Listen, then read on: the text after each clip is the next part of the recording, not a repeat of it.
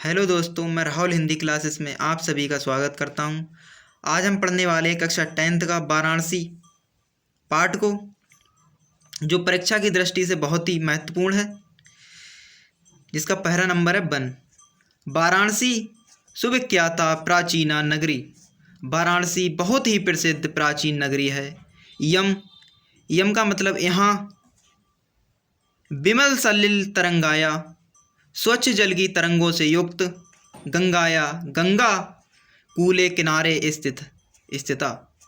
यह स्वच्छ जल की तरंगों के युक्त गंगा के किनारे स्थित है। अस्याम घट्टानाम बलयाकृति पंक्ति धवलायाम चंद्रकायाम बहुराजते। इसके घाट बलयाकृति घुमावदार, पंक्ति धवलायाम चंद्रकायाम बहुराजते। इसके घाट घुमावदार आकृति के चंद्रकायाम, चंद्रमा की श्वेत चांदनी में बहुराजते प्रकाशित होते हैं। अगणिता पर्यटका, अनेक यात्री सुदूरेभ्या, सुदूर काफ़ी दूर से, देशेभ्या देश से, नित्यम अत्र आयन्ति, यहाँ पर पर्यटक सुदूर देश से यहाँ आया करते हैं। अस्याम घट्टानाम शोभाम विलोक्यम यम बहुत प्रशंसी। इसके घाटों की शोभा को विलोक्य देखकर इसकी बहुत प्रशंसा करते हैं। अब हम इसके पढ़ने वाले हैं संदर्भ को। संदर्भ में संस्कृत के जो पाठ से लिया गया है, जो खंड का उसका नाम लिखा जाता है। प्रस्तुत गद्यांश हमारी पाठ्यपुस्तक हिंदी के संस्कृत खंड के वाराणसी पाठ से लिया गया, इसलिए वाराणसी पाठ लिखा जाता है। यहाँ पर पाठ से लिया गया है। इसके बाद इसका आता प्रसंग लिखा जाता है। प्रसंग में जिस चीज़ के बारे में विशेषता बताई गई होती है, जिसके बारे में वर्णन किया गया होता है, प्रसंग में उसी के बारे में बताया जाता है।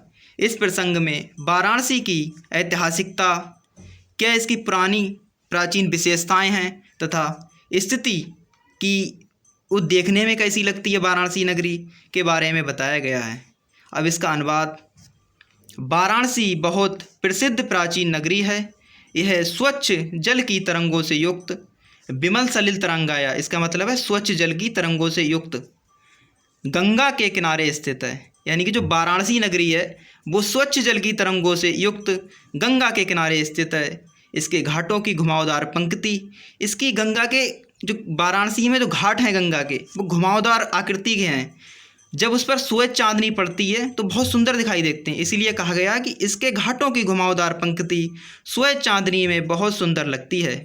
असंख्य का मतलब जिसकी कोई गिनती ना हो। असंख्य यात्री भ्रमण करने के लिए दूर देशों से, सुदूरेभ्या का मतलब वो दूर देशों से, प्रतिदिन, नित्यम की हिंदी है प्रतिदिन, यहाँ आते हैं और इसके घाटों की शोभा को देखकर इसकी बहुत प्रशंसा करते हैं।